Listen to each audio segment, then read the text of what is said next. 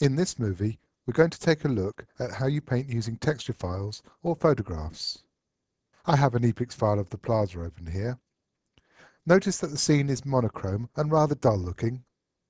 Let's see if we can brighten this up by adding some textures. We'll start by painting a sky background to this area here.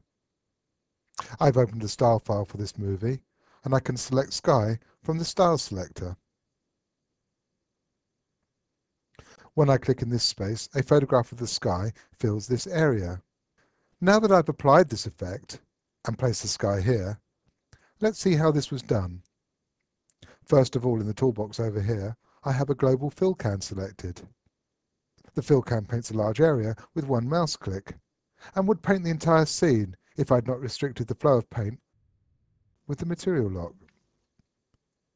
Notice that the fill can and material lock buttons have an orange background. This indicates that they're in use. So with the material lock button pressed, the sky texture is restricted to a material called background. And you can see that here in the information bar.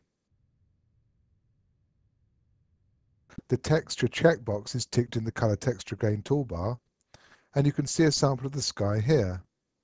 And over to the right, I have set a blend mode of paint, and you can specify how much of the texture is blended into the scene.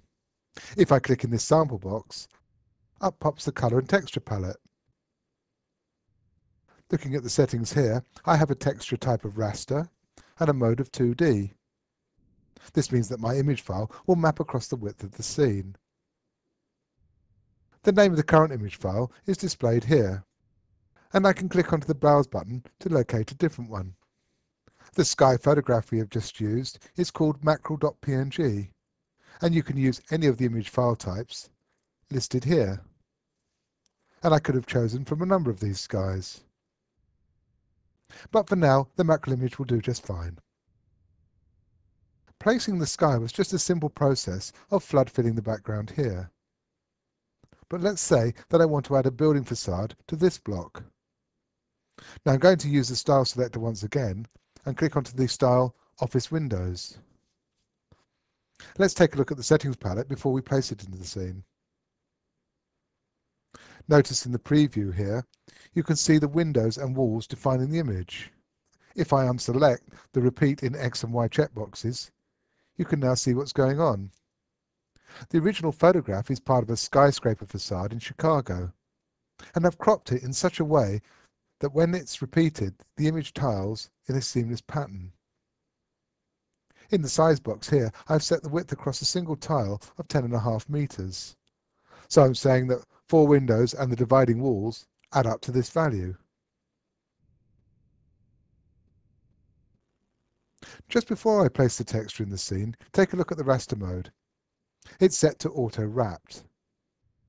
So now when I click onto the building here, the flat photograph you see in the settings palette has mapped onto the geometry and honoured the perspective automatically.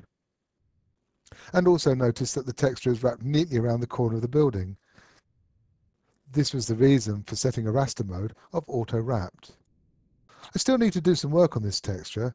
I don't like the glazing at ground level here. As soon as you place a texture in Piranesi, you can tweak it. This means that I could move, scale, rotate, or stretch my image to fit the area that I'm painting. I'm going to press the tweak button here. Now you see these handles.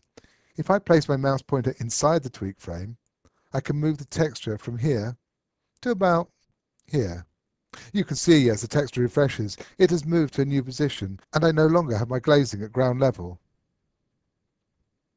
Let's add another texture. I'm going to select the style red brickwork and paint this front area. Selecting this paving texture, I'm going to click on the image here. Although this illustrates that Piranesi paints texture in perspective, I don't like the orientation of the paving. If I press the tweak button and move my mouse pointer here, I can drag this handle around to rotate the texture. Release the button and the paving repaints at an adjusted angle. To finish off, I'm going to paint yellow blocks onto the building structure. Let's pick yellow blocks from the style selector and then click here. Now we're going to look at this style in a little more detail. Notice the original texture uses grey blocks, and you can see that here in the preview window.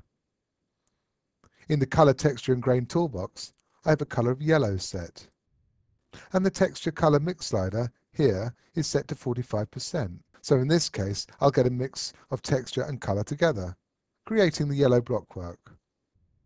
Now let's look at how using the Overlay Blend mode affects the image.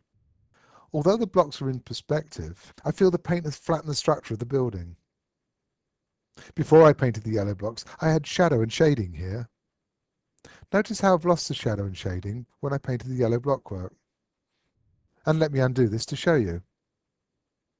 And I can fix this by setting a blend mode to Overlay. And click onto the Reapply command. You can see that the blockwork maps far more realistically to the geometry, preserving the shadow and shading tones from the original render. What the Reapply command does is it undoes the previous action and then reapplies the same effect using the adjustments made in the Settings palette and toolbox. And that concludes this short movie introducing textures. If you would like to paint this scene for yourself or follow along with this movie, you can download the files from our website.